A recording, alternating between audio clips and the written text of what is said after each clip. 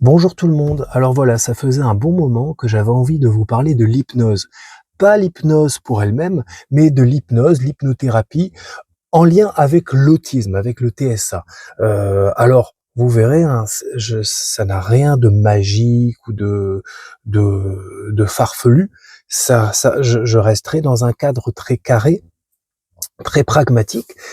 Mais j'ai vraiment envie de vous parler de l'hypnose parce que cela fait plusieurs années, longtemps que je pratique cela, que je m'intéresse cette technique et je suis convaincu que ça peut vraiment aider les gens, notamment les personnes avec autisme. Et on verra dans les vidéos que pourquoi j'insiste sur ce lien entre hypnose et autisme. Je compte partager ce thème en plusieurs vidéos parce que je vais pas avoir le temps de tout aborder. Parce qu'en plus, comme c'est un sujet on peut dire que ça me passionne, hein, ce sujet. Je vais pas pouvoir tout traiter d'un coup. Donc, ce qu'on va faire, c'est que pour aujourd'hui, on va dire que c'est l'épisode 1. Je vais vous parler de mes premiers pas dans l'hypnose, comment je suis tombé dedans, en quelque sorte, comment j'ai découvert ceci. Alors, déjà, bah, j'ai découvert ça de manière très banale, très banale, très banale. J'étais devant la télé. Donc c'était il y a 15 ans. C'était il y a 15 ans. J'étais devant la télé, devant une émission qui parlait d'hypnose. Et vous savez, c'était l'hypnose spectacle. On verra après les différents types d'hypnose, etc. L'hypnose spectacle, avec des personnes qui font des sortes de... Ça peut s'apparenter à des tours de magie, en fait. C'est assez bluffant. Faut dire ce qui est. C'est assez bluffant quand on voit ça et tout. Mais parallèlement à cette émission, il y avait des petits reportages sur des gens qui pratiquaient l'hypnose, etc. Et une dame m'a interpellé, puisqu'en fait, elle avait une peur panique des araignées. Une peur panique des araignées. C'était, voilà, les gens qui ont peur des araignées, on voit que c'est pas joué, quoi, c'est réel. Et cette dame, suite à une séance d'hypnose, ça me paraissait complètement, là pour le coup, sur le moment, c'était une entrée un peu magique, hein. Cette dame a arrêté d'avoir peur des araignées et ça a duré, c'était durable en fait. Et ça m'a vraiment interpellé. Et je me suis renseigné, etc. Et oui, effectivement, il y avait des gens qui arrivaient à bloquer certaines peurs, à effacer, à sublimer, à passer outre certaines peurs grâce à l'hypnose. Alors moi, je me suis dit, d'une manière très pragmatique, même si c'était une entrée un peu le côté un peu spectacle, un peu spectaculaire, je me suis dit, moi, je vais essayer. Il faut que j'essaye. Il faut absolument que j'essaye. À l'époque, j'habitais à Nantes. Donc, c'était il y a 15 ans. Et sur quoi j'ai voulu travailler, c'est sur la timidité. La timidité. Alors, à l'époque, je ne savais pas encore que j'étais autiste. Je ne savais pas. Mais par contre, vous savez, quand on ne sait pas encore qu'on est autiste, on n'est pas bien, on est mal. J'étais très mal à l'époque. Très, très mal. J'étais incapable de faire plein de choses. J'étais renfermé au possible, j'étais alcoolisé, cachetonné, voilà, je mangeais énormément, j'étais en surpoids, je me cachais derrière j'allais dire une armoire, oui, une carapace de chair, j'ai une grosse tête, c'était vraiment, et du coup, quand on est autiste, on met des mots comme ça. On sait pas qu'on est autiste, on dit je suis timide, je suis asocial, j'ai du mal avec les gens, j'ai pas voilà. On essaie de se rassurer, de rationaliser, puisqu'on sait que les personnes avec autisme ont besoin de rationaliser, de donner un sens à toute cette mascarade. Et moi, c'était clair, j'étais intimide. C'était même une étiquette qu'il y avait sur ma tête. Bah oui, Warren, il est timide, c'est pas possible. on peut pas être aussi timide que ça. Enfin oui, c'est la timidité maladive même. Voilà, c'était une maladie, de la timidité maladive. Je m'étais fait, pas une raison, mais je m'étais fait un topo dans ma tête. Je suis timide et je vais enlever cette timidité.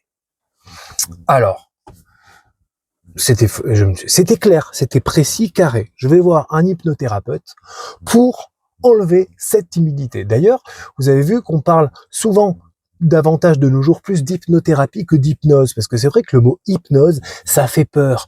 Il y a le côté, j'en parlais un peu, le côté magique, un petit peu ésotérique, un petit peu, oula, c'est un charlatan. Vous savez, on a cette image du monsieur sévère, imposant, avec un pendule devant vos yeux, ou un pendule ou même qui met son pouce comme ça devant, regardez ce pouce. Et on sent que, on a l'impression que ce monsieur un petit peu effrayant, un petit peu intimidant, a des mauvaises idées, a des mauvaises idées, a des mauvaises intentions. C'est une forme d'escroc, de la manipulation. C'est réel, toutes ces idées, elles ne sont pas venues pour rien. Il y a réellement des charlatans, comme dans tous les métiers d'ailleurs, des charlatans, des escrocs, des menteurs. Ce monde est plein de voilà. Et dans l'hypnose, bien sûr qu'il y en a. L'hypnothérapie, il y a des gros mythos qui font des trucs. Enfin voilà, que c'est voilà. Et on va démystifier ce côté justement qui peut justement rebuter, hein, qui peut rebuter, surtout qu'on a besoin, quand on est une personne avec autisme, encore plus on a besoin d'être rassuré, qui a un côté pédagogique et rationnel en fait, rationnel. Donc je regarde les pages jaunes, je vais sur le Minitel, non je rigole, ça c'était il y a 15 ans, il y avait déjà il y avait déjà Internet, je vais sur le Minitel. Excusez-moi. Donc je vais sur le Minitel. Il y a 15 ans encore, mine de rien, on avait encore les gros boutins là. Les gens n'avaient pas tous encore Internet, enfin, quand même, hein, de plus en plus, hein, mais bref. Donc, et je trouve une personne qui a l'air, je sais pas, je le sens bien, quoi. Je le sens bien, cette personne. Je vais décider de l'appeler. Le problème, c'est que je suis timide. Et du coup, et timide. Dans ma tête, je suis timide. Après, je vais voir par la suite que c'est pas vraiment de la timidité, hein, mais on met des mots comme ça sur tout. Mais je suis autiste surtout. Et prendre le téléphone, oh là là là là, quelle violence! Je suis obligé de m'enfiler des doses de whisky pour être à l'avance et tout. Et puis j'ai le personnage, j'allais dire, ce monsieur au téléphone. Et puis je sens que ça passe, quoi. Il y a un feeling qui passe, il est cool, il est bienveillant. Bon après en même temps, on imagine vous appelez allô, c'est pourquoi? Mais bon bref, je ressens qu'il y a une forme de bienveillance, pas de bienveillance, mais je sais pas, le courant passe, voilà. Donc du coup je prévois la séance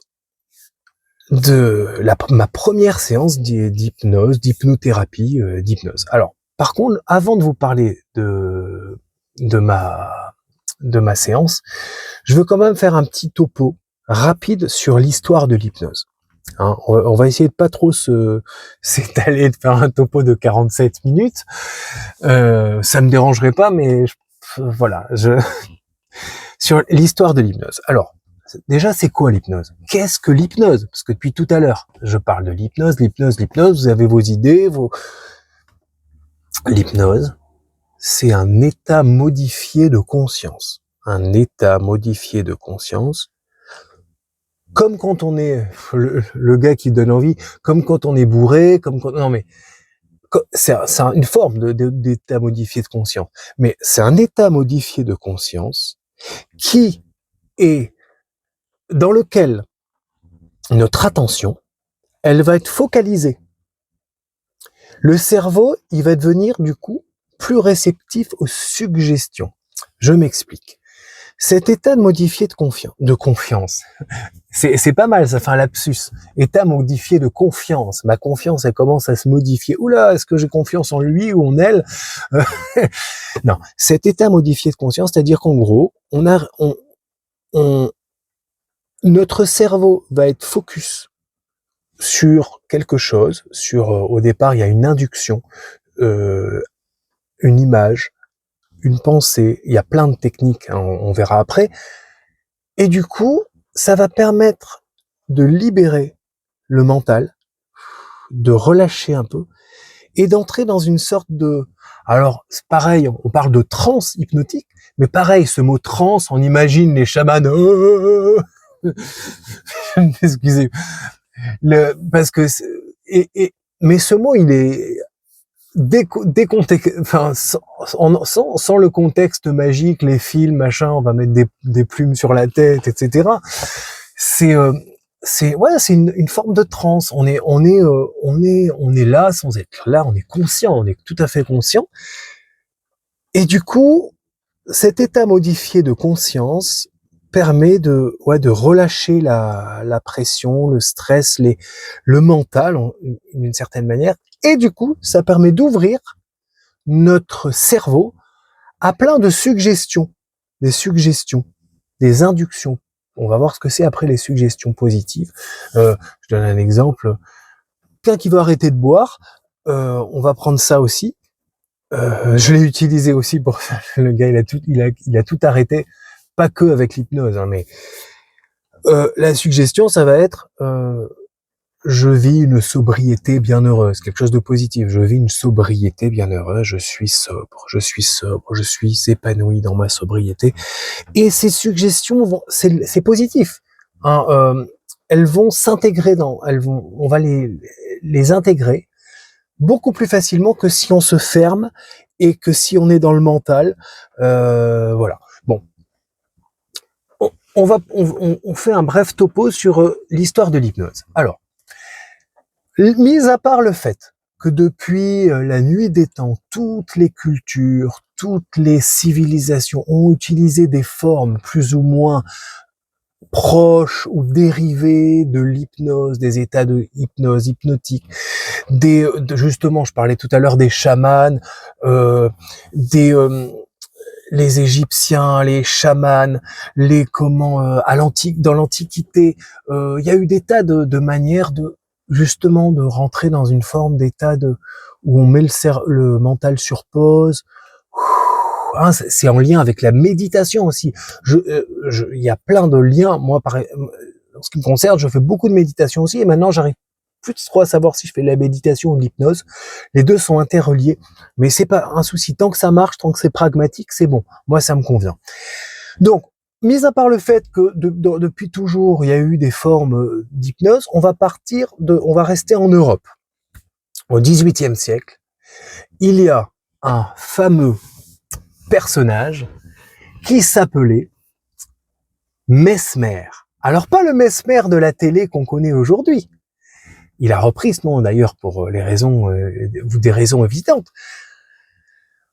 Un Franz Mesmer, un scientifique, un médecin allemand, Franz Mesmer, qui a mis au point un système où là c'était vraiment, on peut dire qu'il y avait un côté spectaculaire. Il parlait en plus en des termes assez ésotériques, puisqu'il disait que nous avions une espèce de fluide animal en nous, qu'il y avait une force. Alors, c'est pareil, là j'ai l'impression de me moquer. Moi je pense par exemple, je savais que j'allais faire plein de divergences de ponts et tout ça, mais c'est pas grave, au moins je parle de ça et après on enquille les épisodes et c'est carré. Je donne l'impression de rire, mais je respecte tout à fait. Par exemple, dans la médecine chinoise, il parle du chi. Le chi, c'est pas un truc magique, hein. De l'énergie qui circule dans les méridiens, etc. Tout ça, vous savez qu'il y a d'une imagerie maintenant avec une imagerie, avec l'imagerie, on peut voir que le trajet des méridiens suit ce que les Chinois expliquaient déjà il y a 4000 ans.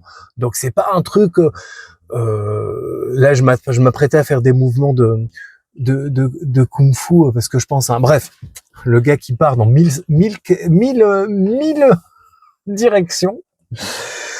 Je me recentre. Focus. Ce monsieur Mesmer, il y avait quand même un côté très ésotérique, très magique, etc. Puisqu'en fait,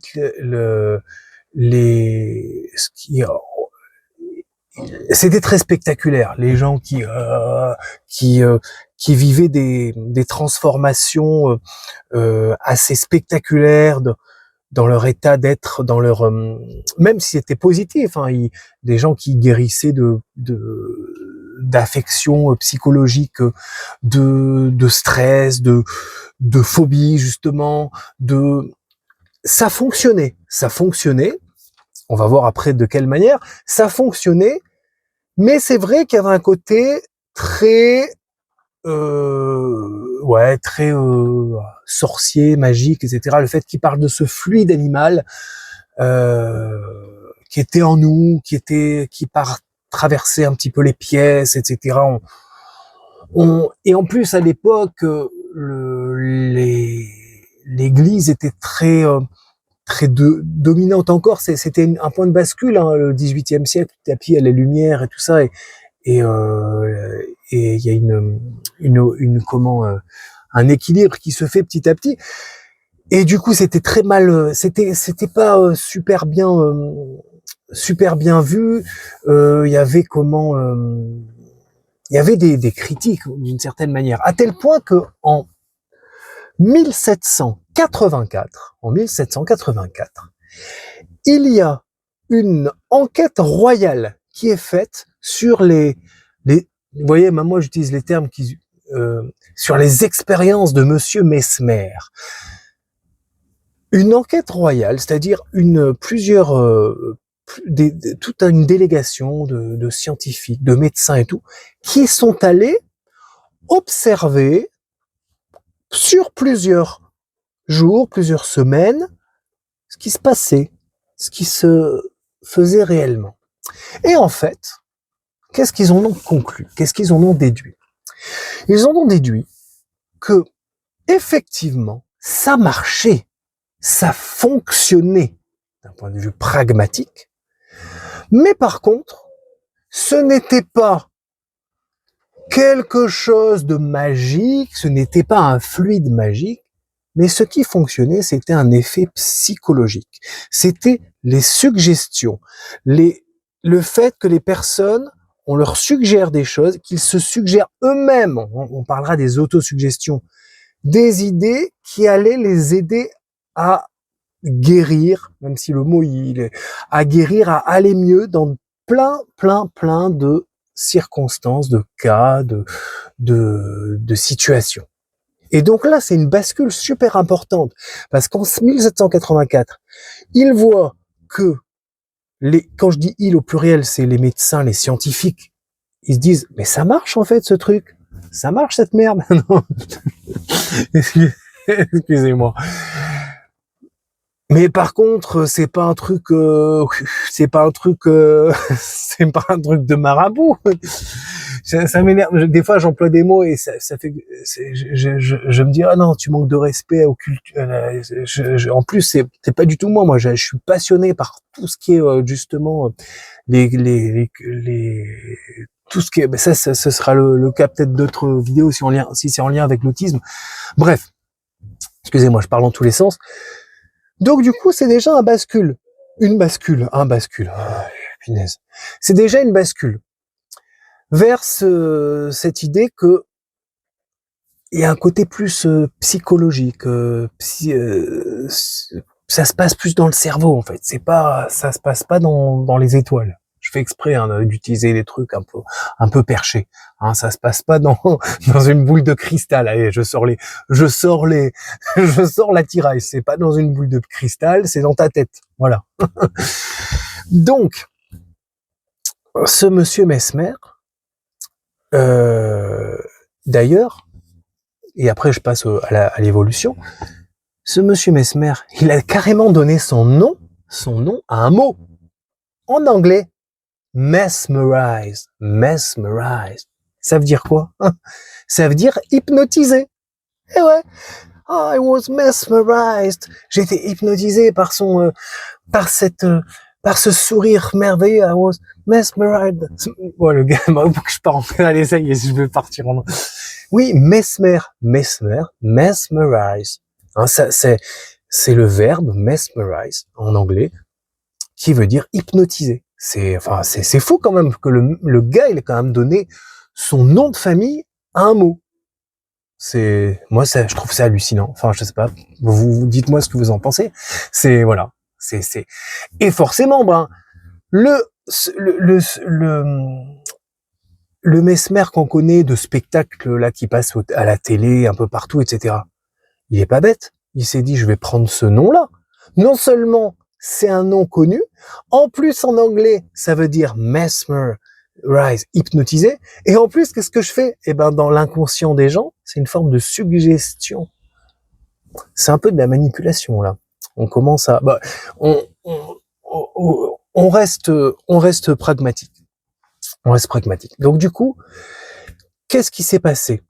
Petit à petit, l'hypnose est devenue un peu plus protocolaire et un peu plus pragmatique. Notamment, moi j'aime beaucoup ce personnage avec James Braid, hein, un peu plus tard, qui lui a mis l'accent. Il a en fait, comment dire ça? Pas popularisé, mais en fait lui, il a mis en place cette technique d'hypnose où on observe des dessins hypnotiques, hein, le regard, on bloque le regard, on regarde des dessins hypnotiques, on bloque le regard pour justement pas pour vous savez, on a cette image aussi, c'est ça en fait le souci quand on a de bord de l'hypnose ou l'hypnothérapie, c'est qu'il y a tout un imaginaire autour, il y a tout un imaginaire dans lequel on a envie de plonger aussi pour en rire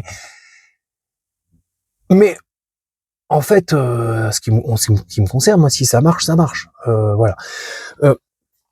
Après je reviens sur oui, vous savez, on a cet imaginaire du dessin animé, le célèbre livre de la jungle avec le serpent K là qui hypnotise avec ses yeux Mowgli dans la jungle, il hypnotise.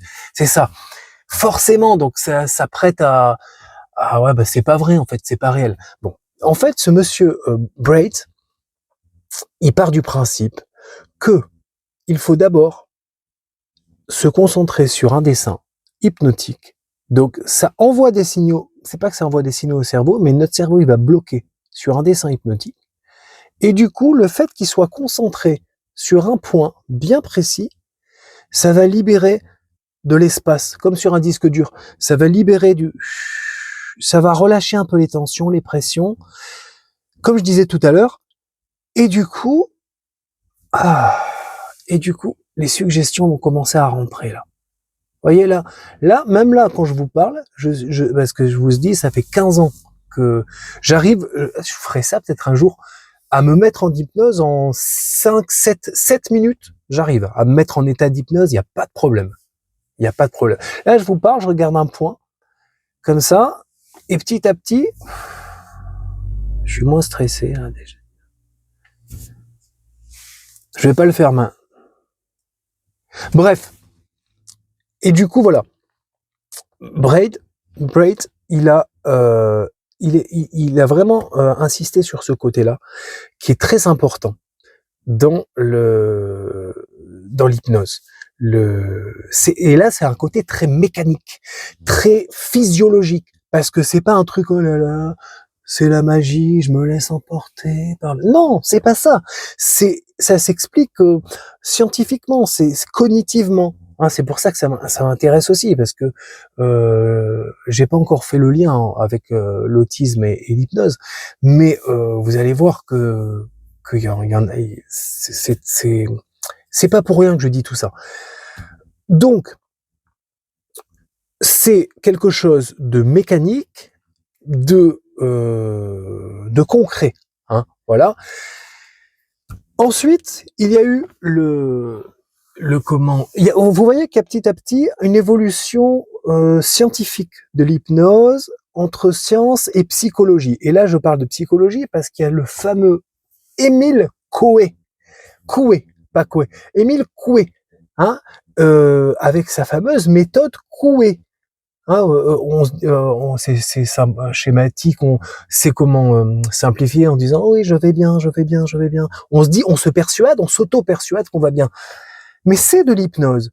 L'hypnose, c'est de l'autosuggestion. Et ce monsieur, il insistait beaucoup sur ce côté-là, ce que l'inconscient. Alors après, on verra. Moi, on m'a parlé beaucoup de subconscient avant, mais apparemment, enfin moi, au début, c'est comme ça que j'ai commencé. Je continue à dire subconscient, subconscient, inconscient. On en parlera de manière indéfinie. Hein, peu importe. Il y a le conscient, il y a le subconscient, le conscient et l'inconscient.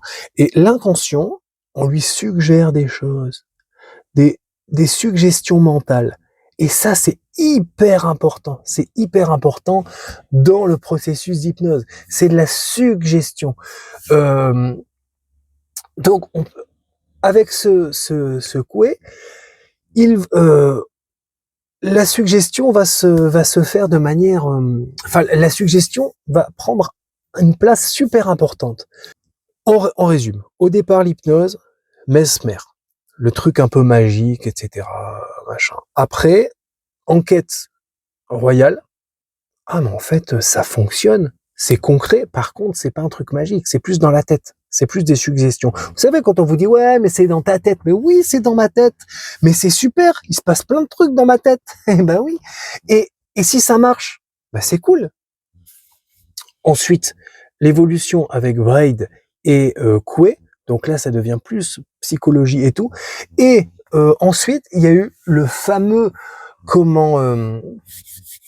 le fameux Erickson, Milton H. Erickson, qui lui a continué dans cette pas mouvance, mais dans cette lignée. Et puis de nos jours, on entend beaucoup quand on regarde les spécialistes et tout, souvent ils marquent je fais de l'hypnose ericksonienne, voilà.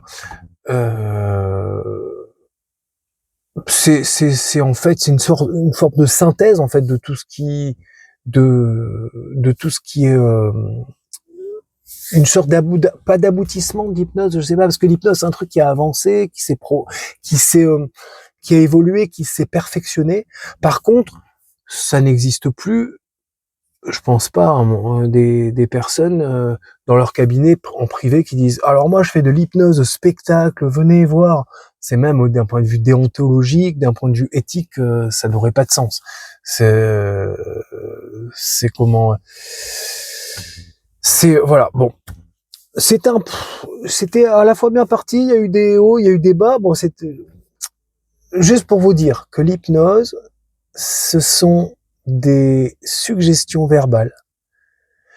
C'est quelque chose d'à la fois physique et cognitif, puisque physique aussi parce que on travaille sur le corps, sur les sens, on observe. Après, on ferme les yeux. On a aussi des ancrages. Par exemple, là, je fais en vrac. Pour la confiance en soi, on va fermer fort les poings, et du coup notre inconscient, et on se dit je vais y arriver, tout va bien se passer. Et du coup, l'ancrage, c'est que notre cerveau, il enregistre que quand on serre les poings comme ça, il y a une pensée positive que yes, on va y arriver. Et du coup, la prochaine fois qu'on est dans une situation où on a un petit coup de stress, on va serrer le poing comme ça discrètement, sinon ça fait un peu bizarre, et ça va nous réactiver notre inconscient, réactiver nous redonner une forme de confiance, puisque ça va nous rappeler ce moment. Notre cerveau va envoyer un signal et nous rappeler ce moment où on a travaillé la confiance en soi. Il y a mille choses dont on peut parler. On va dire que c'était un premier épisode un peu chaotique de découverte, de présentation. Voilà.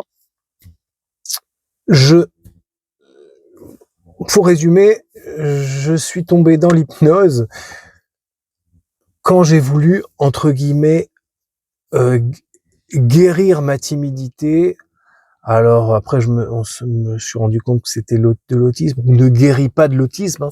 C'était pas ça l'idée, hein. Mais bon, voilà, c'est un petit lien avec. Bon, je vais m'arrêter là parce que là je dis n'importe quoi en fait. Ça n'a aucun sens. Ça n'a aucun sens ce que je dis. Voilà. Je vais me concentrer pour le prochain épisode pour bien décrire la séance que j'ai faite. Et là, on va vraiment faire les liens avec l'autisme et pourquoi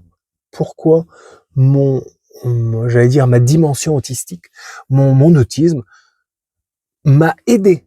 Et pourquoi inversement l'hypnose m'a aidé à mieux gérer certaines réactions dues à mon autisme, on peut dire ça comme ça. Voilà, je vais me concentrer mieux pour la prochaine. Voilà. Je vous dis bonne journée, bonne soirée, et puis voilà. À bientôt. Salut, au revoir.